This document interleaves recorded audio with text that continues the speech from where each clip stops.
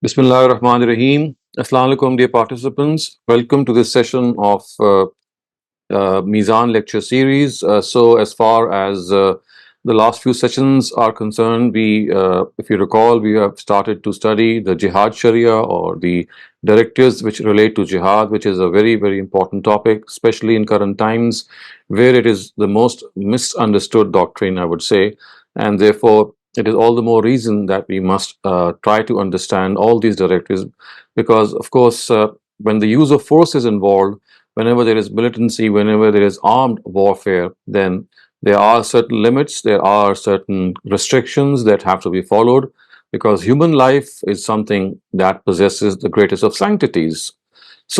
We had started to study the Shari'ah of Jihad as has been enshrined by Ustaz Javed ibn Ghamidi in his book Meezan, and we had studied this whole topic, and if you recall, we had divided it, or as Ustaz himself has divided it, into various topics. So if you will see on your screen, these topics are displayed. So these are basically 5 topics under which we are studying this very, very important conception. So the permission of jihad is the first of these topics, and we have already covered that. Next is the directive of jihad, which means the actual commandment of jihad, and this has been basically outlined in Surah Baqarah verses 190 to 194 that we have already studied, and the nature of the obligation is something that we have already covered. So we will be now continuing with the driving force, which is the second part, and then the ethical limits, which is the third part, and fourth, the ultimate goal. And this will complete the directive of jihad.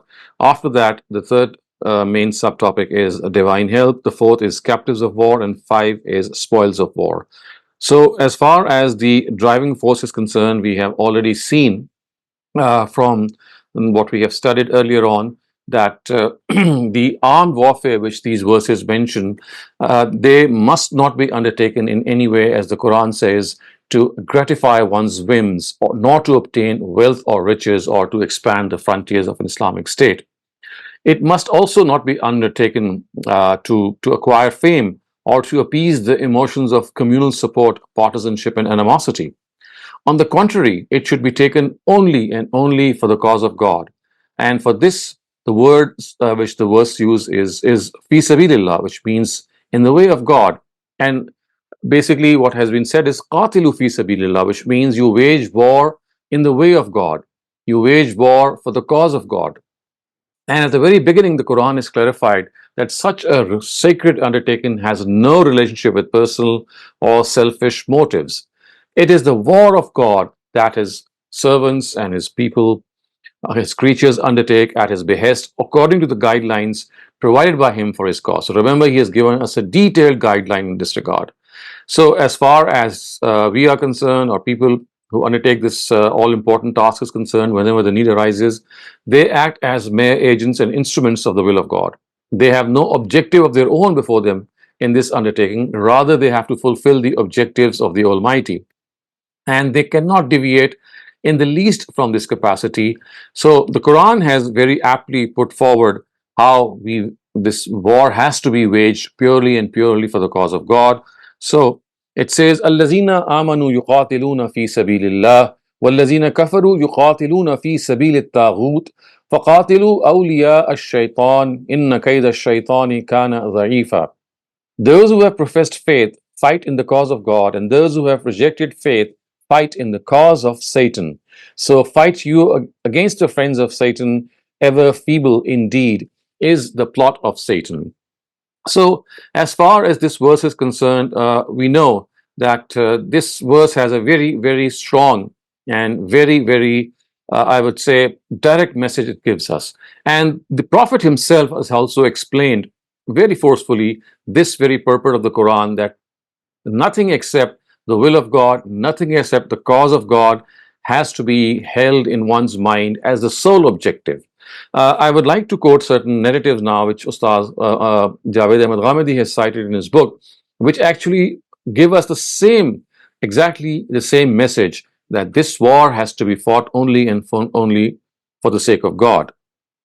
So, this is Bukhari and Al Jami Sahih. It says that Abu Musa Ashari narrates that once a person came to the Prophet and said that some people fight for the spoils of war, some for fame, and some to show off their valor. He then asked the Prophet, which of them fights in the way of Allah? The Prophet replied, only that person fights in the way of Allah who sets foot in the battlefield to raise high the name of Allah. And then we have Abu Umama Bahili, and this has been recorded in the Sunan of Imam Nasai. He says that he narrates from that a person came to the Prophet and asked, what is your opinion about a person who fights for monetary benefits and fame? The Prophet replied, he will gain nothing. The person repeated his question 3 times, and each time the Prophet, peace be upon him, gave the same answer and then said, the Almighty never accepts a deed until it is pure and done merely to please Him. And then we have Abu Huraira reporting, and this is recorded by Imam Muslim in his Al Jami Sahih. He says that he actually narrates that once the Prophet said, the fate of 3 types of people shall be decided first on the day of judgment. A person who was martyred while fighting, the Almighty will remind him of his favors. Once the person remembers them, the Almighty will ask, what did you do for me? He replied, I fought for you until I embraced martyrdom. The Almighty will say, you have told a lie. You fought so that people would acknowledge your bravery, and that has already taken place. The Almighty would then order for his punishment, and he would be dragged by his face and thrown into hell. And then we have Ubadah ibn Samit narrating from the Prophet, recorded once again by Imam Nasai in his Sunan. He says that a person who fought in the way of Allah with the intention that he would gain a rope from the war booty to tie a camel will only get that rope and nothing else. And then we have Muaz ibn Jabal. This also has been recorded by Imam Nasai in his Sunan. Narrates that once the Prophet said, wars are of 2 types. A person who fought merely to please Allah, obeyed his ruler in the war, spent the best of his wealth, was affectionate with his fellow fighters, and abstained from spreading disorder and evil. Then all the time he spent in the war, whether he was awake or was asleep, he shall earn reward for him. And a person who fought for fame and to earn the praises of the world and disobeyed his ruler during the war and thereby created disorder, he would not be spared. So clearly you can see that how the Almighty has outlined that the war that has been to be fought has to be solely for His cause, solely to raise His name high, solely to implement His will. And if any other motive creeps into this noble venture, then the Almighty says that, well, it could be fame, it could be your own bravado, it could be your own intention to seek war booty. It could be that you would like to expand the frontiers of the country that you're living in, and that is something that is special for you or specific to you. And as far as the Almighty is concerned, He would not give any credit to such a person. So, such is the importance to understand that this is a war that has to be fought for the cause of God. And this actually means that all other causes which God does not sanction will hold no value. And we have already discussed that the only cause which God has now allowed us to fight for is oppression and injustice. So remember, earlier on we have discussed that there are 2 basic types of qital or warfare or armed warfare. One of them is against people who have denied the truth intentionally, and it is to punish them. But this was specific in the era of God's messengers, and this has already taken place. And now no one can wage war to punish disbelievers, and therefore the only other chance or the only other scope for which this war has to be fought is against oppression, injustice, and persecution, and that too, as we have discussed, where diplomatic ties and negotiations fail. Any other reason for which, if the war is fought for any other reason except to curb persecution, to curb injustice, and to curb oppression, then any other reason would not be God's cause, and that is something which God will not like. So it is this special status of qital or armed warfare that makes it an act of great reward for the believers. It is a great reward for the believers, and precisely this is what the Almighty has said This is Surah Al Imran, verses 169 to 171. I'm just reading the translation. It says, "And do not consider those who are killed in the way of Allah as dead. Nay, they are alive with their Lord, and they are being provided for. They rejoice in what Allah has bestowed upon them of His bounty, and rejoice for the sake of those who have not yet joined them, but are left behind, not yet martyred. But on them too no fear shall come, nor shall they grieve. They rejoice in a grace and a bounty from Allah, and that Allah will not waste the reward of the believers." So, as you can see, the Quran has made it amply clear that people who die as martyrs, people who embrace martyrdom, they are actually, when in the life of barzakh, or in the life hereafter, before they are going to rise in the day of judgment, when they are uh, in the confines of barzakh, they are alive in a certain way and they receive God's sustenance. So, therefore, it is very much important to understand that as far as the scope of the war is concerned, and as far as the special status of those who receive this martyrdom is concerned, has that very, very coveted value. Now, let us see what the Prophet has said in this regard. So, he says that this is reported by Abu Huraira and recorded by Imam Bukhari in his Al Jami or Sahih. He says that a person who wages war in the way of Allah, and Allah full knows or full well knows who wages jihad in his way, is like a person who fasts during the daytime and stands in prayer during the night. And for such a person who fights in his way, Allah has taken upon Himself to take him to paradise in case He ordains death for him. And if this is not the case, He will reward him and send him back home safely with the spoils of war. So such is the reward which the Prophet has also cited on behalf of the Almighty, that such a person, if he dies, or he dies the death of a martyr, then the Almighty says that a person who wages war, regardless of what happens, is like a person who fasts during the daytime and stands in prayer during the night time. And if that person is killed as a martyr, then the Almighty says that He is going to take him to paradise. And if he is not killed as a martyr and he's sent back, then the Almighty says that He will reward him. So such is the value of this coveted endeavor. And in order to understand this, we have to also take a short pause and think of the fact that as people, as individuals, as servants of the Almighty, we must always pray to the Almighty that if the chance arises to sacrifice our life for the cause of God, we will not withhold ourselves. We will be the first to offer our life. We will take the initiative. Also, at one other place, we know that Abu Huraira has also said that, tell me, I mean, this is something that is reported, that once a person came to the Prophet and that person asked, "Tell me a deed whose reward is equivalent to that of jihad." The Prophet replied, "There is no such deed." The Prophet then asked that person, "Is it possible for you that once the mujahideen or the warriors depart for jihad, you go to the mosque and keep standing in prayer without pausing, and also keep fasting simultaneously without breaking the fast?" The person replied, "How can anyone do this?" So, in fact, what is meant here is that such will be the reward of a person in this regard. So, the Almighty says there is no such deed which is equivalent to jihad, because it is as good as standing in prayer without pausing and fasting simultaneously without actually breaking the fast. This shows how the Almighty and His Prophet have given us these glad tidings, that a person who is so courageous as to sacrifice his life, how impelling that reward would be. At another instance, Abu Hurairah reports from the Prophet, there are 100 levels in paradise which the Almighty has prepared for those who wage war in His way. Each of these levels is separated from one another with a distance equal to that between the earth and the sky.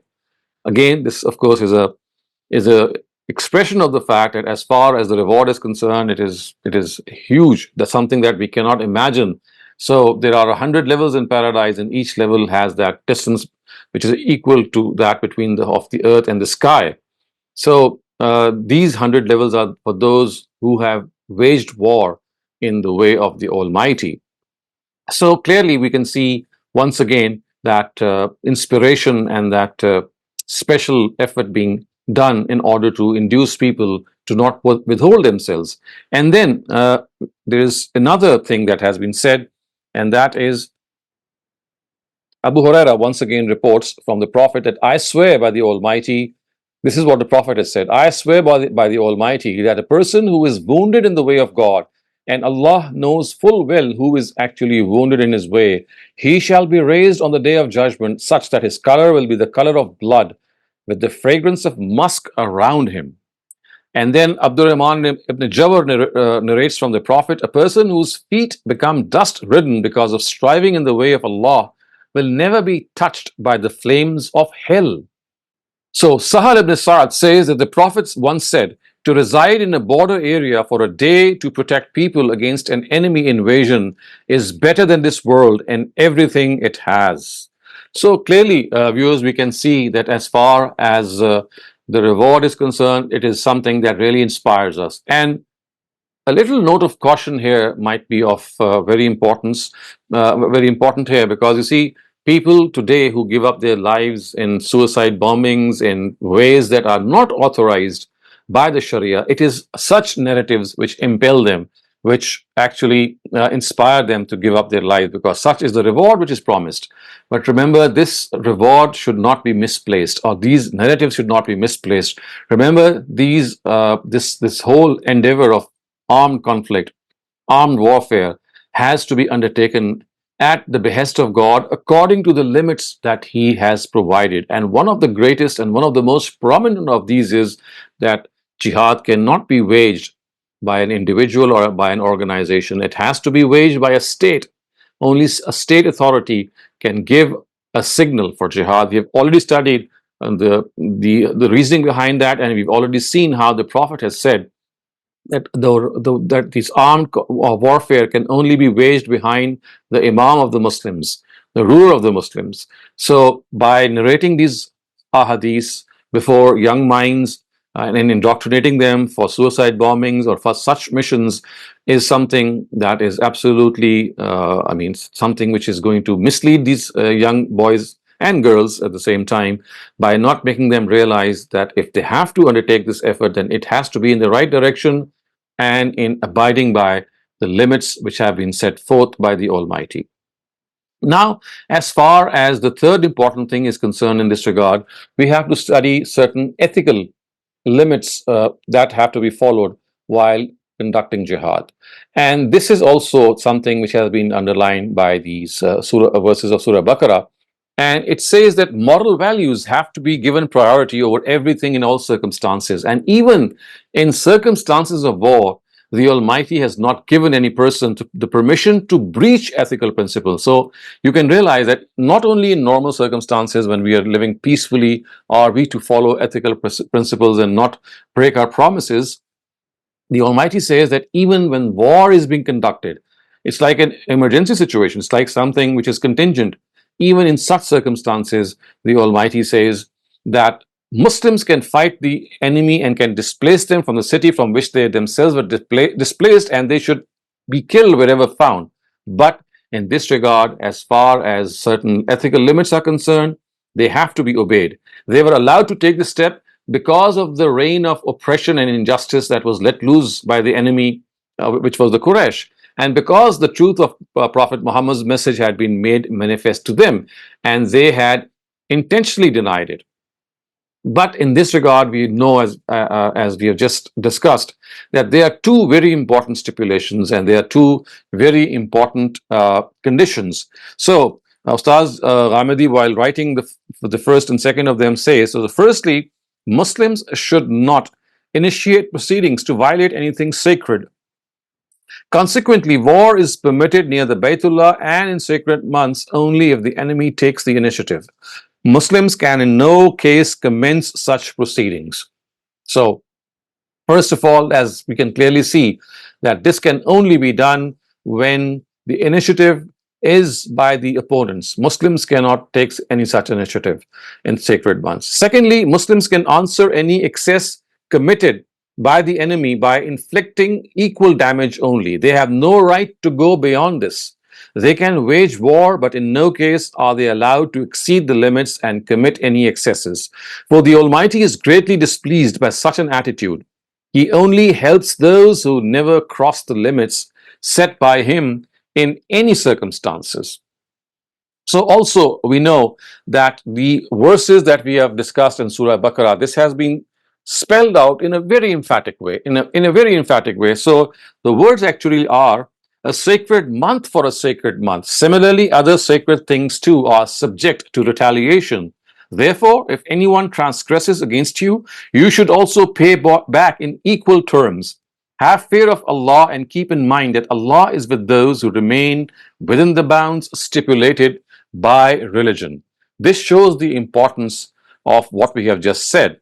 And these verses are actually implying that fighting in the forbidden months or fighting within the boundaries of the haram is a major sin. It's a big sin. But if the disbelievers disregard their sanctity, Muslims, on account of qisas, also have the right to strip them of the protection that these sacred entities afford for them. So the words are ash-shahrul haram bi-shahril haram, a sacred month for a sacred month. The life of every person carries great sanctity in the eyes of the Sharia. So when a person violates the sanctity and kills someone, he himself shall be deprived of the right of the sanctity for his own life to avenge this deed.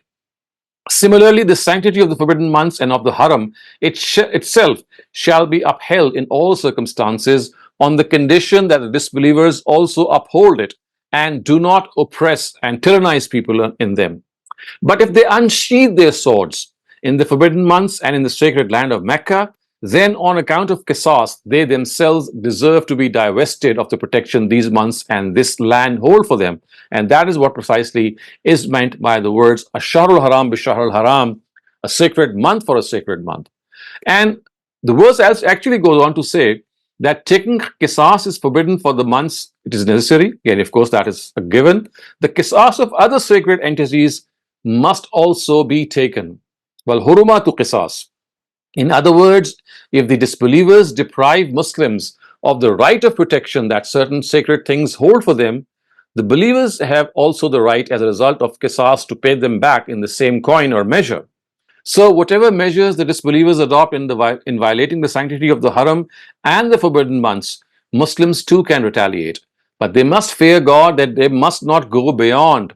They must retaliate on equal footings. They should neither initiate such violations nor exceed the limits. These are the two things. Neither can they initiate this violation, it has to be from the enemy, nor can they exceed the limits while retaliating against any aggression in this regard.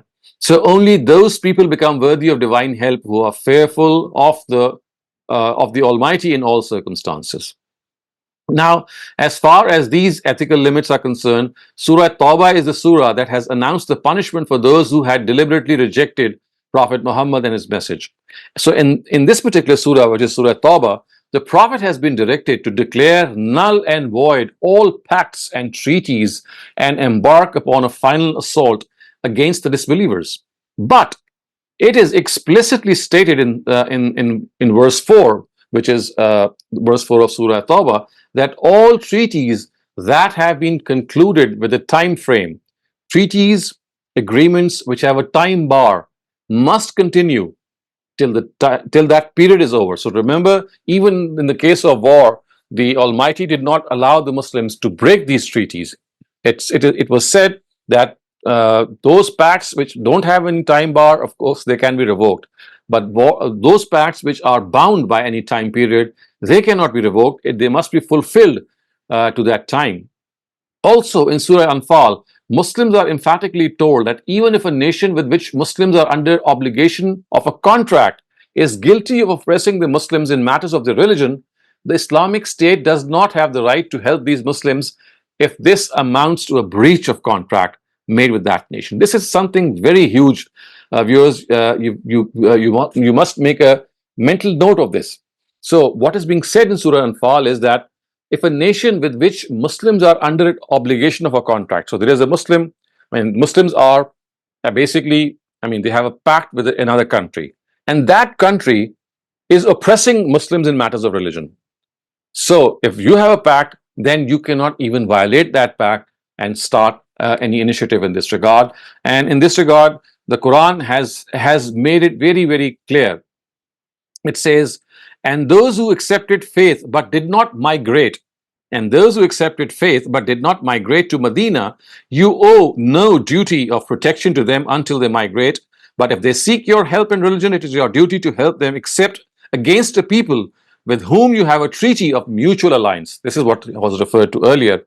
Against people with whom you have a mutual alliance, and Allah sees what you do.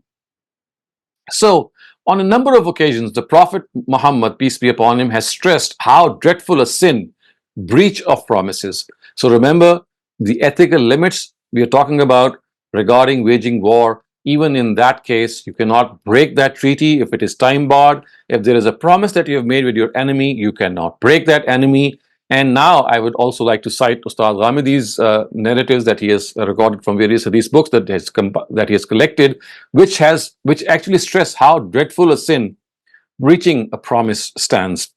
So Abu Sa'id Al-Khudri narrates from the Prophet, on the day of judgment, to proclaim the traitorship of a traitor and the betrayal of a person who betrayed his words, a flag shall be hoisted, which would be as high as the extent of his traitorship.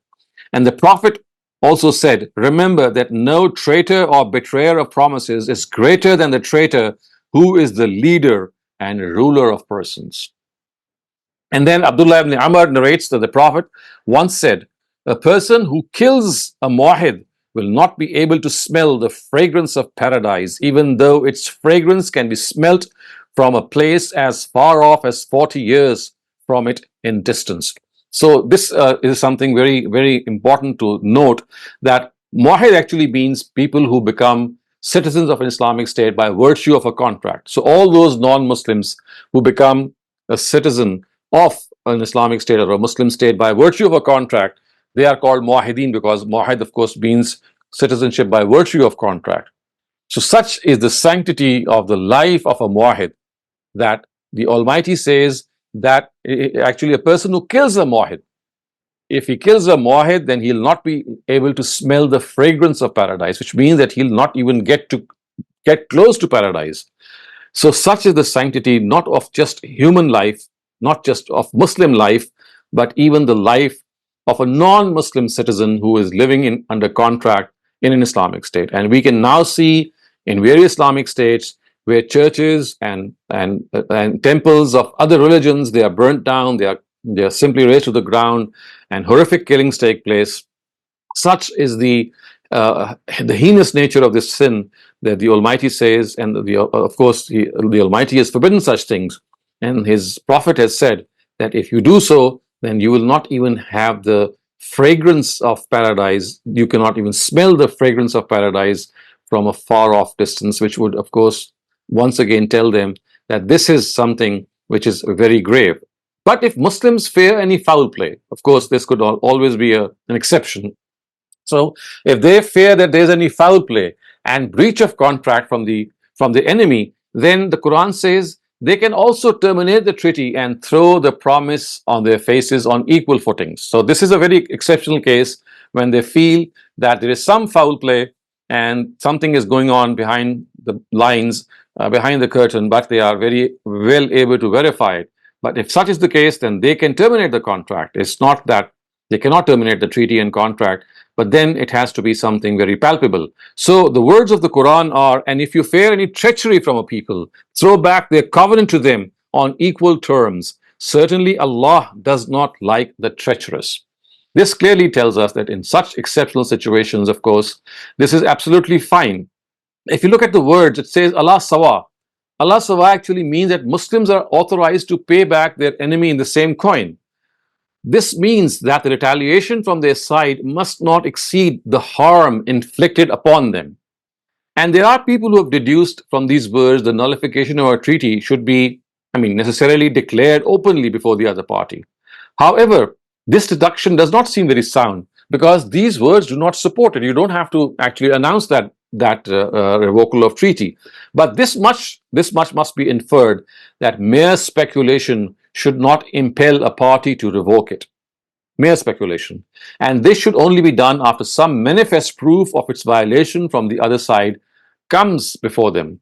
Because the Quranic word uses takhafanna, and this word in the Arabic language lays credence to this claim.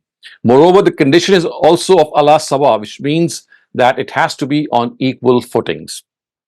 Now, in this regard, the Prophet is also explained this aspect in a very beautiful way, and I'm also now going to cite this narrative. So he has said that if a nation concludes a treaty with some other, it should not change it in any sense until the time period of the treaty expires, or if it fears some treachery from the other side.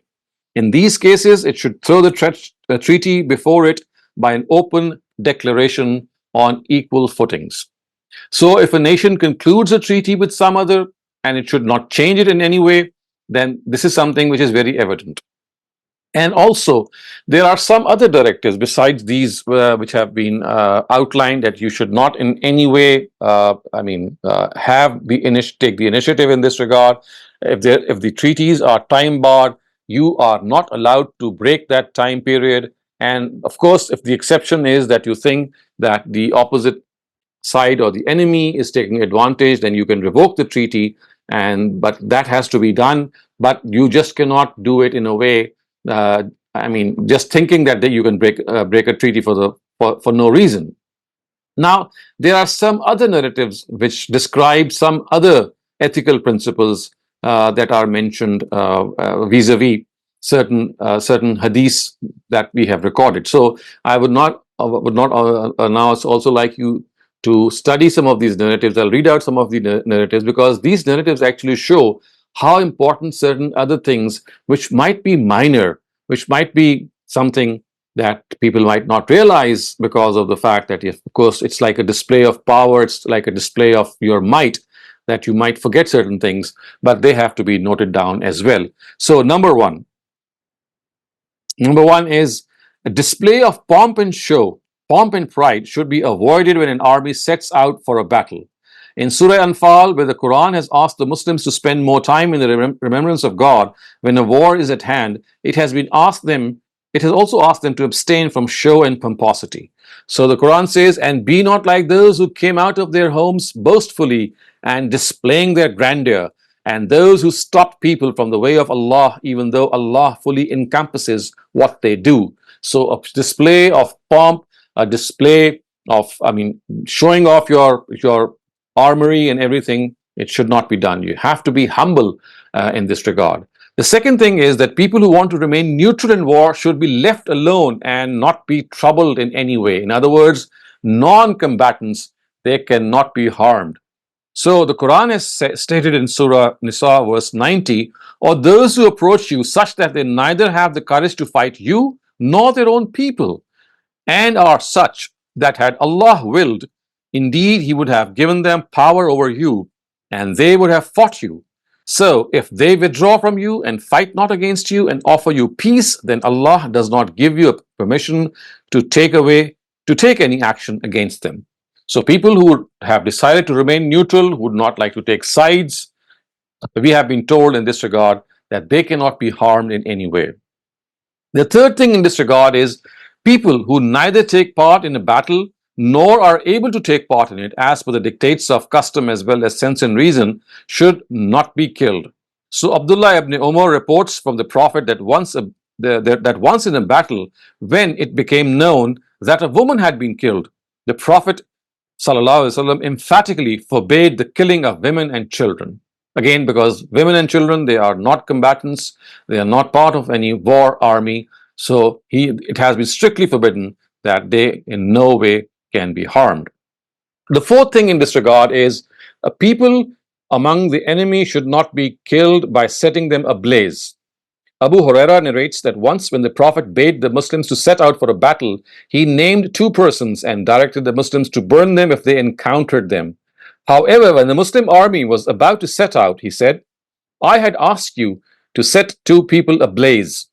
The truth of the matter is that it is only Allah who can punish someone in this matter or in this manner. So, if you find these two, just kill them.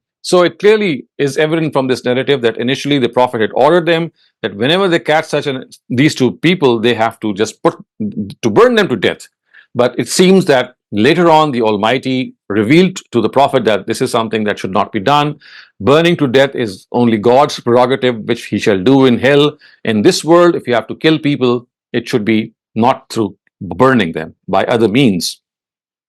The fifth thing, which is mentioned again as an ethical principle, is that plundering and looting should be abstained from. Abdullah ibn Yazid narrates that the Prophet stopped the Muslims from snatching anything from the common people while the Muslim army marches into the enemy territory. A person from the Ansar narrates that once, while traveling for a jihad, because of great compulsion, some people of the Muslim army snatched some goats to appease their hunger. When the Prophet came to know about this, he overturned all the utensils and remarked, "Plundered food is no good than dead meat." So, how effectively the Prophet has conveyed this lesson that plundering and looting the wealth and assets and belongings of people who are not part of the war, that in no way can be done, because this is something which is against ethical and moral principles. The sixth thing is that dead bodies should not be mutilated. You see how important it is. Every directive that we find in these narratives tells us one after the other how important it is to remain within limits while conducting a war. So the sixth thing is that dead bodies should not be mutilated. Buraidah narrates that among the directives the Prophet would give while sending an army, a Muslim army, should be an emphatic assertion to abstain from mutilating dead bodies and from disfiguring them. Again, a very, very important thing. The seventh thing in this regard is that setting up obstructions and robbing travelers is forbidden. Muaz ibn Anas narrates that once, when he and others in the company of the Prophet embarked upon a campaign of jihad, it was observed that people had been obstructing the place where the army was to disembark and were busy robbing the passers-by. When this complaint reached the Prophet, he publicly announced at once that any person who obstructs the place of disembarkment and loots the passers-by is in fact not doing jihad. So clearly, viewers, you can see how important it is that jihad is not to be undertaken in any way, in any form, in which non-combatants are in any way harmed. It cannot be done to harm people for this reason. People must not be set ablaze. All treaties have to be taken care of. They must be fulfilled to their terms. You cannot obstruct ways, even if the army is marching through. The common man must not in any way be put to any inconvenience. And then people who are not part of any form of combatants, they cannot form any form of combatants, like women and children, they cannot be killed in a war. If you look at the whole list of these directives, almost 10 of these ethical limits, they so very emphatically tell us that war that is to be waged for the cause of God must follow these restrictions. In no way can these restrictions be violated. Otherwise, it will not be a war for the cause of God. It will be that you have exceeded the limits. It is something which the Almighty has prescribed. So I'm going to end my talk here. Inshallah, we will look at the ultimate goal of jihad and some of the other directives that we have just seen in our later sessions. But now, if you have any questions regarding what we have studied, please raise them. Thank you, Dr. Shehzad, for a detailed explanation and discussing the limits and of jihad. First question we have is from Umar Farooq. Please unmute your mic and ask your question. जी अस्सलाम वालेकुम. Walaikum assalam. जी doctor Shahzad, you have done very well, पर लेकिन ये बहुत complex issues है. Specially मेरा सवाल ये है कि आजकल के दौर में as an individual isn't it के ये जो मतलब इससे basically job of the government, individuals are just there to yani matlab not because there are professional armies, there is a government to decide about that. So the individuals इसमें कैसे यानी participate कर सकते हैं, especially on yes. as the civilian part only? Right. So you see, we've already discussed this in our last session, that today with the commission of the standing armies, which was of course not the case in the times of the Prophet, The Prophet's times did not witness any standing armies. People were just called for jihad, they were given a call and they would respond. So, in that respect, it was the duty of every single citizen. But today, on behalf of these citizens, it is like the army has been commissioned by a ruler, by the state, and now they are responsible to defend the frontiers and to launch any offensive against aggression, or aggression in the meaning of persecution and oppression. So, yes, the only way in which common people can fight, if such a chance does arise, is that they can present their own services out of their own will, and if the government accepts them, because you see, it's not that you just go and start fighting. You need to have a certain amount of skill. If you are not able to pick up a rifle and to I mean aim and fire and use that rifle the way these complex and very very highly sophisticated weapons today are used, you will be of no use. So, on behalf of your own self, it is the army who's doing that job. But it does happen at times when the government calls for help from the civilians. So, in that case, of course, civilians, if they are trained for the purpose and for this whole cause, then they can present themselves. Otherwise, of course, we have already discussed that no individual has the right in any way to initiate jihad. Organizations or individuals have not been authorized in any way. This is the task of the state, and only when the state conducts jihad, and if it calls the citizens for help, then should they go. Otherwise, they should be, I mean, praying for them. Of course, they should be providing things if they can, because we know wars are not just fought with weapons. Things are needed, like medicine supplies. We have food, so they can help around in these things as well. And also realize that basically it is their government who is doing this task on their behalf, and whenever needed, they would present themselves.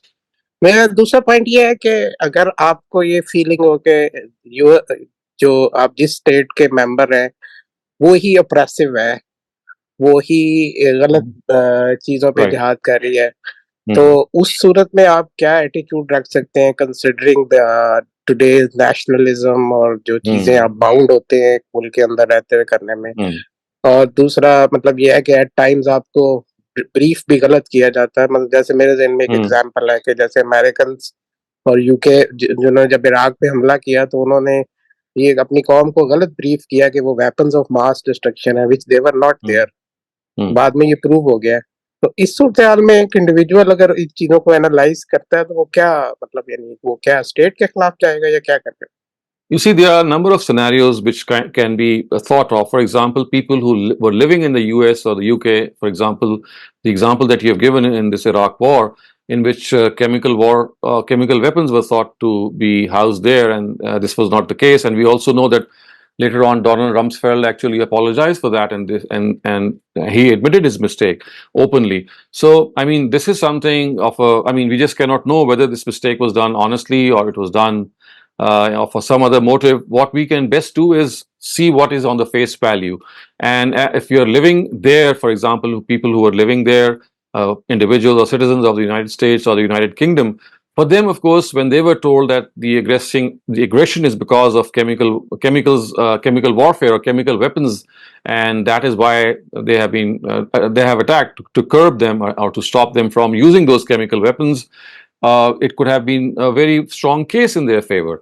But once this was realized that this was not the case, and of course, I mean, you are in full position to call that person to account. He could be regarded to be a war criminal. There could be a whole series of investigations in which any human error could be given any benefit, if we can think of. But as I said, justice in this regard has to be prevailed, because you see, a wrong decision has cost so many millions of lives that at times this happens. And also, if you're talking about the fact that, for example, if you're not part of that country and you are a third country, and the warring country and the country on which the war is being waged, there are two separate countries, then again, for us is to see whether the war is being waged on just purposes, on the purpose of persecution, if that is what is going on, or oppression and injustice. And if that is not the case, then the third country could be parliamentarians, it could be common individuals, and now we have the forum of the United Nations also, which is of course not that democratic as it seems to be. Basically, it's a power show of five countries which have a veto vote with them. So yes, on certain platforms and certain occasions, we can still raise our voice. So on such occasions, it is best that this has to be prudently, sagaciously, and wisely put forth, that whatever is being done is done in a wrong way. It has no justification. And then again, there is an element that we are not always aware of the truth, because you see, we see what the media is telling us, and it's not always true, and sometimes it has a lot of flack in it. So we have very little choice in this regard to make a decision. But in principle, we must understand that these guidelines that we have just read out from the Prophet himself and from the Quran, they have to be followed. And you cannot conduct war against anything else but this oppression. And if you do so, then you are, exceeding the limits. But remember, these directives are meant for Muslims, and they are being given these directives. And if you look at the nature of these directives, you'll find that these should hold as good as true for non-Muslims as well, because all these are common sense, experiential stipulations: not killing non-combatants, honoring your commitments, not looting and plundering wealth of the citizens. I mean, all these things that you can see clearly are not things which are confined to Muslims. These are universal principles. So yes, this is how you could portray, by telling people that these universal principles are being violated. If you have a voice in your own country, if you have a voice in any other part of the world, you should try to raise that voice. You should try to bring people together, exert some moral pressure, exert some peer pressure. So it depends on who you are, who we are, and what kind of difference that we can make. Right. Thank you, Dr. Shehzad. Salman Aziz, please unmute your mic and ask your question. Assalamu alaikum, sir. Walaikum assalam. Sir, I have studied, and I think probably it is quoted in the IS magazines of Dabek and Rumayya also, that there was an incident that Ali Karamallah Wajho burnt some apostates upon their apostasy. Could you Mhm. please explain this? Yes, Was please it go ahead. contrary to the saying of the was it contrary to the God forbid saying of the Prophet Muhammad Sallallahu Alaihi Wasallam? I mean, we need to understand whether this actually happened or not. You see, a lot of things are reported in history and they might not have happened. I mean, there are two things that we can think of. Maybe, this is something that has been reported and it never took place, number one. And the other thing is, it could easily be possible that Ali was not fully aware of this directive, because you see, these hadith narratives, they are not something that are communicated far and wide. I mean, this is like talking to a few people. The Prophet might have said this to a few people, and it is only later on, when these hadiths got to be recorded in books, that everyone started to know about it. So remember, in the times of Ali, I mean, these narratives were not even recorded. A lot of sayings of the Prophet were said to individual people, who passed on to other individuals without spreading them far and wide. So it may well have been that he never even heard of these. But to me, more important is, and more significant is, it seems to me that that the way these things have been reported and ascribed to Ali, we need to check their authenticity. Thank you, Dr. Shehzad. Akram Bhatti, please unmute your mic and ask your question. Sir. Walaikum salam. Now, my question is that in here in America, a lot of Muslims from Pakistan, from Arabs, are in army, U.S. Army, and when Yes. the U.S. wages war against Muslim countries, they even know that it's unjust war, but they cannot say no Mhm. because the rules regulation of the army. So how Right. would one? No, I think if you look at what has happened in the past, they can still say no. The only thing is that they'll be court-martialed, or they will be stripped of their earnings or their medals. This is precisely what happened to Muhammad Ali when he did not Yes. go for the Vietnam War, so he was court-martialed, so to speak, in this way. So it's not that you don't have an option. So if you are fighting for the truth, if you think that the war is being waged unjustly, you can always refuse that war, but then you have to face the consequences. Okay, so face the consequences, but do not. Yeah, include that is what we should do. Actually, you should face the consequences instead of joining into something which is an act of brutal aggression and injustice in itself. Okay, sir. Thank you very much, Jazakallah. Thank you, Dr. Shehzad. I have a question. I have actually two questions. So first of the question is related to the question that Akram Bhatti really just asked, which is that how many, possibly, probably like no or very few countries or governments wage war against persecution. Most of the countries wage war either to occupy land. So even if we are serving in military in our own country, we know that most of the time the wars are not waged against terrorism or persecution. They're waged to for their own personal gains. So in that case, should we do the same? Like You leave see, the I mean, military? this is a choice that you need to make and understand before you become part of the army itself. You see, becoming or joining an army of a country is an option that you have, and of course, you can take that option and you can just forsake that option. But in all circumstances, you have to understand that this could arise. I mean, this situation could arise that the warring country is the country who is the aggressing country, and at the same time, this aggression is done at the cost of injustice, and they themselves are bigger oppressors than the country that they're fighting against. So the option that they have in that case would be that they can just abstain from taking part in their war and again face the consequences. So you see, people, they make choices. Wars are not always fought in the lives of people. I mean, they take place far and few between. So yes, a person can make this choice that, well, he's going to fight, he's going to be part of the army. But if the army is going to do something which in his opinion is unjust, then he or she will not be part of it and face the consequences. And because wars are fought, I mean, it's not that you keep fighting wars every now and then. They are fought after many, many decades at times. So this could always be an option that the person never faces that dilemma, and he or she passes through the situation without such circumstances being arising. But at the same time, if they do arise, then yes, I would suggest that in this case, you have to avoid being part of that army and face the consequences.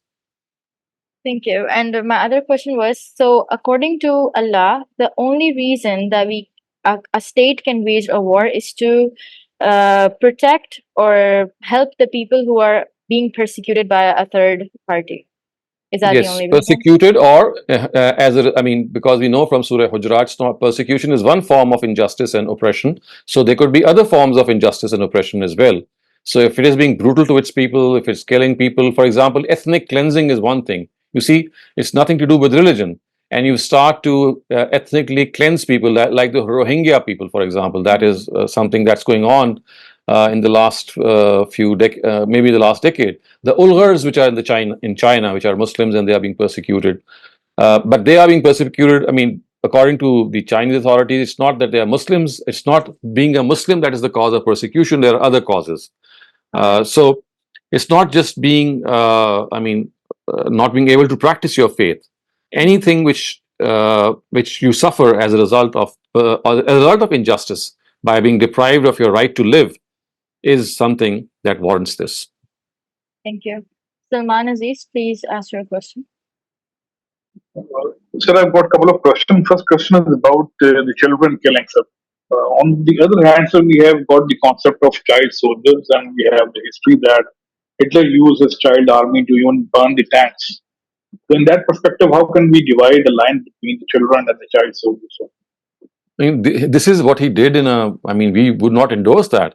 Like a human shield, he actually, he used children to be a human shield, this is something that cannot be endorsed. And if you look at the news, I'm not saying that they are correct or not, but a very large part of the press has reported that when they attacked the hospitals in Gaza, the plea that the warring Israeli army said was that there is these hospitals, they have dungeons, they have basements in which the whole war control room is being harbored.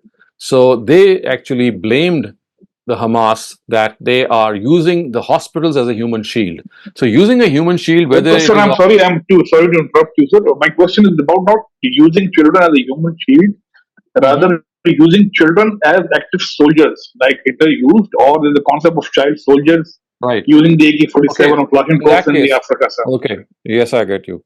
You see, in that case, you have to understand that joining an army should be your own choice, and this can only be done for people who are adult. You cannot force your people to join the army. Even the adults cannot be forced to join an army. This is against human rights. I mean, if in the presence of a standing army, all that you can do is make an appeal.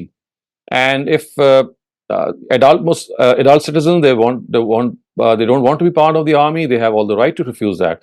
And children are in no way. I mean, this is an aggression and oppression that they would commit by forcing them to fight.